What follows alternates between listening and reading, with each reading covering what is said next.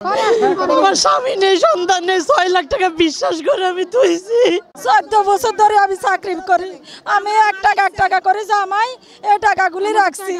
আমার টাকাগুলো আমরা ফেরত চাই, আমার 10 লাখ টাকা।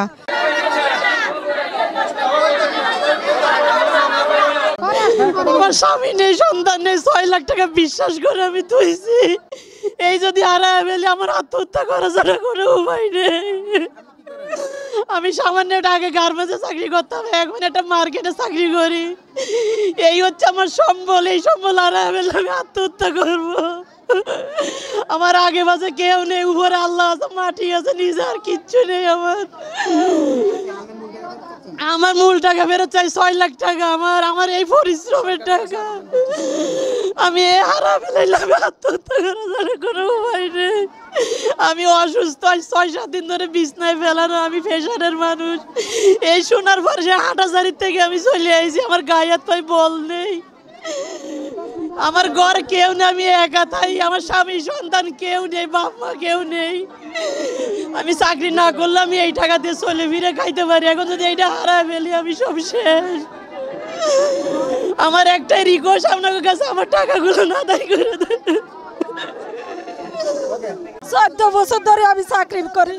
আমি এক টাকা করে জামাই এই টাকাগুলি রাখছি।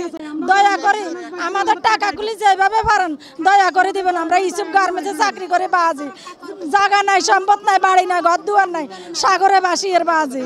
আমার 1,60,000, 1,60,000।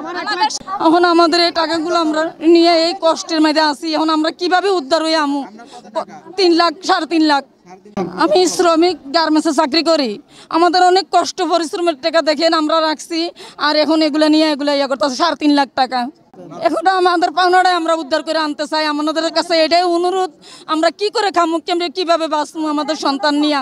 গার্মেন্টস শ্রমিক 3000 আছে, আমরা বর্তমানে টোটাল আমাদের আছে 13 কোটি টাকার উপরে।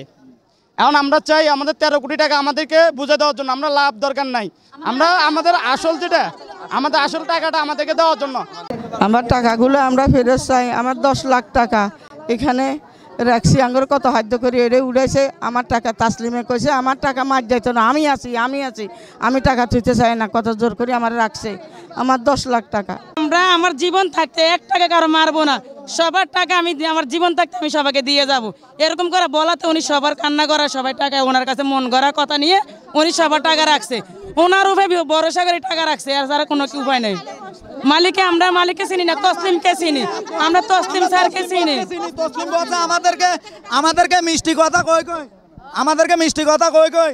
ঠিক আছে, এতগুলা মানুষের গার্মেন্টসের ঘাম জড়ানো টাকা, ঠিক আছে, এভাবে যে মানুষের উপরে নির্যাতন করবে, ঠিক আছে, এটা কিন্তু আমার বর্তমানে 1.5 লাখ টাকা।